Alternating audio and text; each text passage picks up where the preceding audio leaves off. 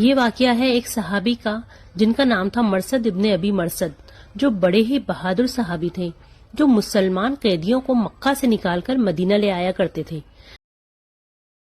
شاید یہ اتنے مشہور صحابی نہیں تھے یا ہم ہی ان سے ناواقف ہیں، لیکن ہمیں ان کے بارے میں ضرور علم ہونا چاہیے تاکہ ہم بھی ان صحابی سے ایک سبق حاصل کر سکیں، جو کہ نبی صلی اللہ علیہ وسلم کے ایک سچے فالوور تھے، اور اسلام لانے کے بعد ان صحابی میں کیسے تبدیلی واقع ہوئی اور کیسے ان کے معاملات سیدھے ہوئے۔ تو دیکھیے، مکہ میں ایک فاحشہ عورت یعنی ایک پروسٹیٹیوٹ تھی جس کا نام تھا اناق، اور زمانہ جاہلیت میں یعنی یہ صحابی مرثد ابن ابی مرثد کے اسلام لانے سے پہلے یہ عورت ان کی دوست ہوا کرتی تھی۔ دیکھیے، عام زبان میں سمجھنے کے لیے گرل فرینڈ کہا جا سکتا ہے، کیونکہ ان دونوں کی شادی نہیں ہوئی تھی اور یہ ایک دوسرے سے کافی آشنا تھے۔ ریممبر، یہ زمانہ جاہلیت کی بات ہے، بیفور ہی بیکیم مسلم، اور یہ صحابی نے اسلام قبول نہیں کیا تھا، یہ اس وقت کی بات ہے، ٹھیک ہے۔ اب پھر کچھ وقت بعد ان شخص نے، جن کا نام مرثد ابن ابی مرثد تھا، اسلام قبول کر لیا، اور اللہ کی خاطر انہوں نے تمام برے کاموں کو چھوڑ دیا اور یہ نبی صلی اللہ علیہ وسلم کے ساتھ مدینہ ہجرت کر گئے۔ اب پرابلم ایک یہ تھی کہ مکہ میں بہت سارے مسلمان قید تھے جن کی رہائی بھی ضروری تھی، تو ایسے میں جو بہادر اور بہت زیادہ اسٹرانگ صحابی ہوا کرتے تھے،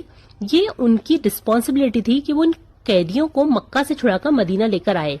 and Marthad was a tough man, he was strong, اور اس مشن کے لیے انہیں بھی چوز کیا گیا تھا کہ وہ مکہ میں پھنسے ان باقی مسلمان بھائیوں کو قید سے چھڑا کر مدینہ لے کر آئیں گے،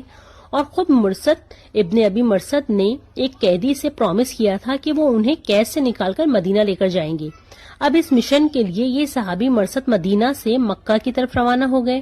اور جب مرثد مکہ پہنچے تو یہ ایک چاندنی رات تھی، it was a full moon night. یہ صحابی مکہ کی دیواروں میں سے ایک دیوار کے پاس جا کر کھڑے ہو گئے تاکہ کوئی انہیں دیکھ نہ سکے، ورنہ پکڑے جانے کا بھی خدشہ تھا۔ اور تبھی وہاں اناق آ گئی، جو کہ ان کی کبھی فرینڈ ہوا کرتی تھی، اور دیوار کی اوٹ میں سے مرثد ابن ابی مرثد کی پرچھائی یعنی ان کا شیڈو اناق نے دیکھ لیا، اور جب وہ ان کے قریب پہنچی اور انہیں پہچان لیا تو اس نے کہا، مرثد ہو نا؟ تب ان صحابی نے کہا، ہاں مرثد ہوں۔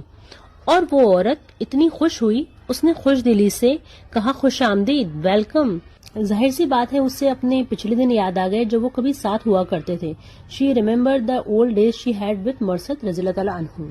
تو اناق نے ان صحابی کو خوش آمدید کہا اور کہا، آؤ رات ہمارے پاس گزارو، come tonight, come over and let sleep over my place tonight. یعنی اس عورت نے ان صحابی کو گناہ کی یعنی زنا کی دعوت دی،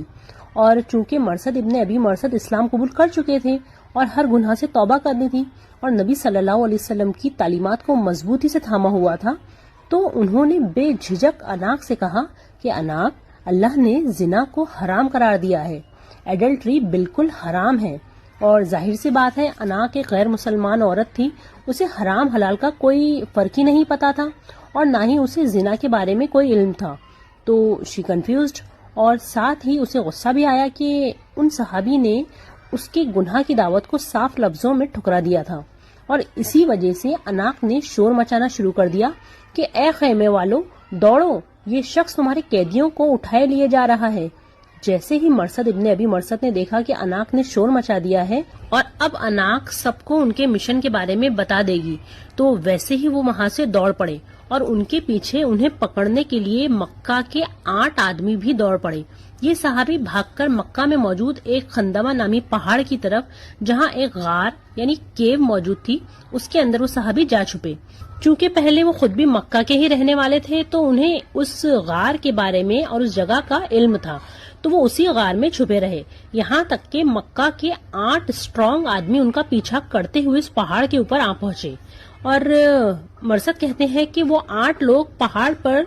کھڑے ہو کر پیشاب کرنے لگے تو ان کے پیشاب کی بوندیں ہمارے سر پر ٹپکی، مگر اللہ تعالیٰ نے جیسے ان آدمیوں کو اندھا بنا دیا تھا تاکہ وہ غار کے اندر انہیں نہ دیکھ سکے۔ پھر جب وہ 8 آدمی تھک ہار کر واپس چلے گئے تو مرثد ابن ابی مرثد اپنے اس ساتھی کے پاس پہنچے جنہیں انہیں قید سے چھڑا کر مدینہ لے جانا تھا، اور وہ قیدی کافی بھاری بھرکم آدمی تھے، تو مرثد ابن ابی مرثد نے انہیں اپنی پیٹھ پر لاد لیا۔ ریممبر، مرصد ایک بہت ہی اسٹرانگ مین تھے اور وہ انہیں لے کر ایک مقام الازخر وچ از جسٹ آؤٹ سائڈ مکہ وہاں کی جھاڑیوں میں پہنچے، اور وہاں پہنچ کر مرصد نے جنہیں قید سے رہا کیا تھا ان صحابی کی بیڑیاں کاٹ دی، یعنی ان کے ہاتھ اور پاؤں میں جو زنجیریں بندھی تھی، یعنی جو چین تھی، انہیں مرصد نے کٹ کر دیا، اور اس طرح وہ دونوں مدینہ کی طرف چل پڑے اور الحمدللہ successful he got his brother released. اب دوسرے دن مرصد ابن ابی مرصد نبی صلی اللہ علیہ وسلم کے پاس آئے اور نبی صلی اللہ علیہ وسلم سے ایک سوال کیا۔ امیجن انہوں نے نبی صلی اللہ علیہ وسلم سے کیا کہا ہوگا؟ انہوں نے نبی صلی اللہ علیہ وسلم سے کہا، اللہ کے رسول، میں اناق سے شادی کر لوں؟ آپ ذرا سوچیں کہ وہ صحابی کس چیز کی پرمیشن نبی صلی اللہ علیہ وسلم سے لے رہے تھے۔ وہ اجازت لے رہے تھے کہ مجھے اجازت دیں تاکہ میں مکہ واپس جاؤں اور اناق سے نکاح کر لوں۔ آپ نے دیکھا، اناق وہی عورت ہے جو کبھی ان کی قریبی دوست ہوا کرتی تھی اور جس نے ریسنٹلی انہیں آلموسٹ مروا ہی دیا تھا جب وہ ان کے ساتھی قیدی کو چھڑانے مکہ گئے تھے۔ بٹ کہیں نہ کہیں ان دونوں میں کبھی ایک اٹیچمنٹ رہا تھا جس کی بنا پر مرصد ابن ابی مرصد نے نبی صلی اللہ علیہ وسلم سے اناق سے نکاح کی اجازت مانگی۔ اور دیکھیے، مرصد ابن ابی مرصد کی بات سن کر نبی صلی اللہ علیہ وسلم خاموش رہے اور نبی صلی اللہ علیہ وسلم نے مرصد کو کوئی جواب نہیں دیا، اور پھر اللہ کی طرف سے یہ آیت نازل ہوئی جس کا ترجمہ ہے کہ زانی زانیہ